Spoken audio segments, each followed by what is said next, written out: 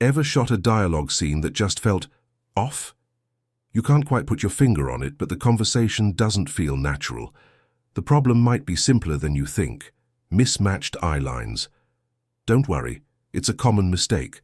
But today, we're going to fix it for good.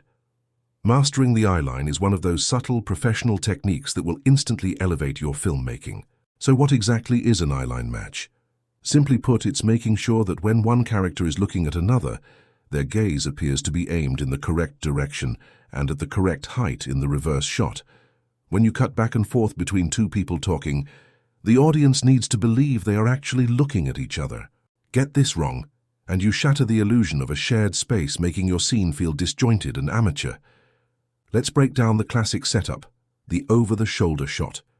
Imagine character A and character B are talking. When you film character A looking at character B, you'll usually place the camera just behind character B's shoulder. Now character A isn't looking into the lens, they're looking just to the side of it at character B. The key is to remember exactly where they are looking. A good trick is to have your off-screen actor stand right next to the camera. Now here's where people often mess up. When you turn the camera around to film character B, you must maintain that same spatial relationship. If character A was looking to the right of the camera, then character B must now look to the left of the camera. This is crucial for maintaining the 180-degree rule, which keeps your characters grounded on the correct sides of the screen. If both actors look to the same side of the camera, it will look like they're standing side by side, looking at a third person, not at each other. Height is just as important. If one character is sitting and the other is standing, their eye lines won't be level. When shooting the standing character, the camera should be tilted slightly down, and the actor should look down, just beside the lens. When you film the seated character, the camera should be lower, tilting up, and the actor should look up. You're replicating the natural line of sight.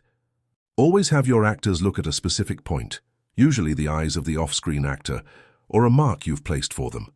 Vague directions like "look over there" will lead to wandering, inconsistent eye lines. Let's get practical. Before you roll, take a moment to set your eye lines. Have your actors stand in their positions. For your first shot, note exactly where your on-screen actor is looking in relation to the lens. A piece of tape on the camera matte box or even on the camera operator's shoulder can be a lifesaver. When you reverse the setup for the other character, use that same reference point on the opposite side. Be precise. A few inches can make a huge difference. And that's the core of it. It sounds simple, but it requires discipline on set. Consistently matching your eye lines creates a seamless, immersive conversation that draws your audience in. It's the invisible glue that holds your dialogue scenes together. Start practicing this in your next project, and you will see a massive improvement in the quality and professionalism of your work. Thanks so much for watching. I hope this tip helps you create more compelling scenes. If you found this useful, please hit that like button and subscribe for more filmmaking tutorials. Let me know in the comments if you have any questions or other topics you'd like me to cover. See you in the next one.